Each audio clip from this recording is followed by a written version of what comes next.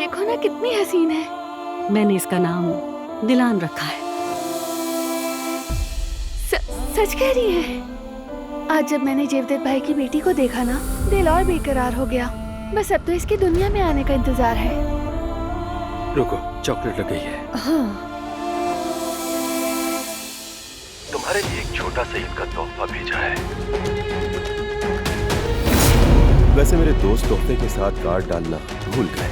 चाहो तो सैकड़ों आदमी जमा कर लो, तब भी कारबे को शिकस्त नहीं दे सकोगे। उसने अपने ही बाप को मार डाला। बाप के हवाले क्यों किया? सजा देनी चाहिए थी उसे। मैं तुम्हारे चेहरे के तासुरात को पहचानती हूँ बारान।